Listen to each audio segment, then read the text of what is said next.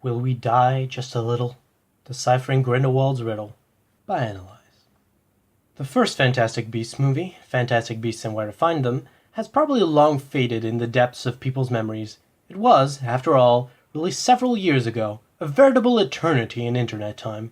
But, nevertheless, with the fairly recent revelation Rowling made about the nature of Grindelwald and Dumbledore's relationship, I thought it was time to go back and explore a small possible hint at what we'll see from them in future movies.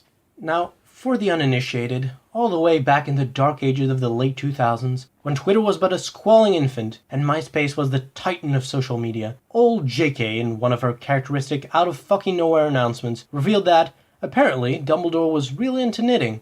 Also that he was gay. As expected, the fans, who had never read a single mention of this in the books, received the news warmly and with unanimous praise. Except no. Instead, many were just a little pissed off that this had never been mentioned. And while I sympathize greatly, as I am a magnanimous and empathetic person, I don't really give a shit. Yes, it had never been explicitly stated, but they were called the Harry Potter books, not the Dumbledore Chronicles. It was, and the Philosopher's Stone, not, and a search for Grindelwald stones.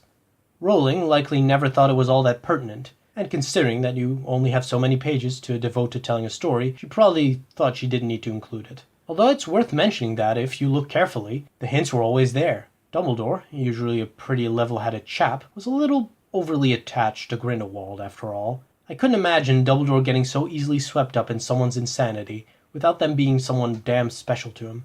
And special? Well, he turned out to be that indeed. Nevertheless, the newest movie, The Crimes of Grindelwald, did, in fact, have Grindelwald's name in it. I checked twice. And young hot Dumbledore was a main character. Yet, we got nothing. Actually, rather a lot worse than nothing. We got the Blood Pact, a plot point so artificial Ed Wood is spinning around in his grave like a top coated in Vaseline. So what gives? Will Rowling ever deign to grace us with some more about them that's actually put on screen?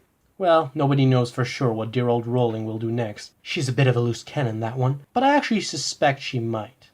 Now, being the eternal optimist that I am, you might be inclined to question me. So what evidence do I have of this? Well, admittedly, the evidence is scant, but there may be some. The Radio Times reports that Rowling has revealed, on the special features for The Crimes of Grindelwald Blu-ray, that the relationship between Dumbledore and Grindelwald was reciprocal, and in fact that it had a sexual dimension to it. Not just that, but it was passionate, and it was a love relationship. She also goes on to say that, I'm less interested in the sexual side, though I believe there is a sexual dimension to this relationship, than I am in the sense of the emotions they felt for each other, which, ultimately, is the most fascinating thing about all human relationships. Director of the Fantastic Beasts movies, David Yates, even adds, this is a story about two men who loved each other, and ultimately have to fight each other. It's a story for the 21st century. That all sounds fine and dandy, epic, even, but there's one little question. Where the hell was any of that?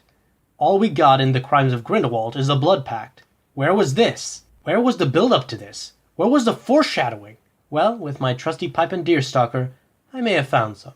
In the very first Fantastic Beasts movie, after the Scooby Gang has foiled Grindelwald's plans with a little touch of swooping evil, as he's being taken away by the Ministry folks, who helpfully pause and allow the uber-dangerous Dark Lord, known for his great use of psychological warfare and the power of his words, to deliver a little message to poor Newt.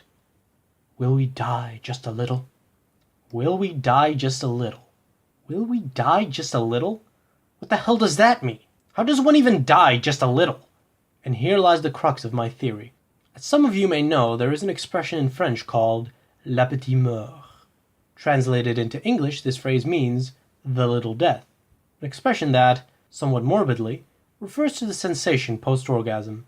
My contention is that this, not the Deathly Hallows as some have speculated, is what Grindelwald was referring to when he said the somewhat puzzling sentence to Newt. But why would he say that? Imagine Grindelwald and Dumbledore as young men, sitting on a ledge somewhere together, on a building, watching the sunset, maybe discussing plans of leaving their boring neighborhood behind and taking a trip to France or Paris. Dumbledore and Grindelwald start practicing their French with each other, as a joke. Maybe they blurt out random sentences of French, maybe even absurd ones like La vache dans la baignoire. They're looking at each other, laughing together. Then for a moment they stare at each other, just smiling. And Grindelwald says, La petite mort. Maybe before this point they'd been aware of their feelings, but neither had expressed them. They'd just been avoiding the topic of their love.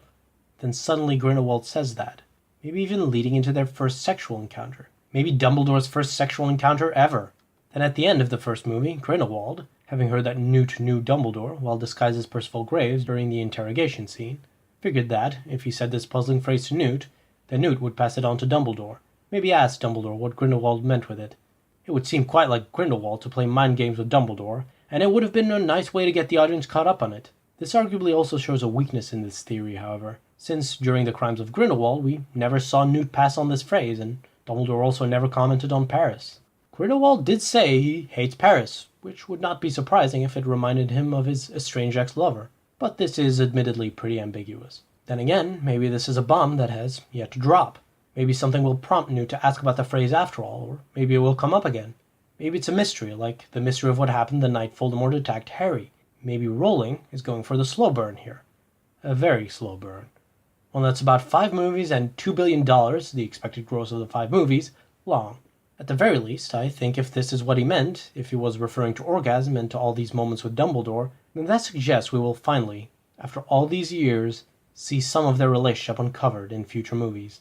I'm not talking Pornhub material here, but I'm talking love, moments of intimacy between them. A heart-wrenching choice for Dumbledore to stand by his morals and destroy his first love, or to watch the world descend into darkness. Or it could all just come down to a necklace. Then again, why would Rowling put in such a puzzling reference if she didn't mean for it to be explained?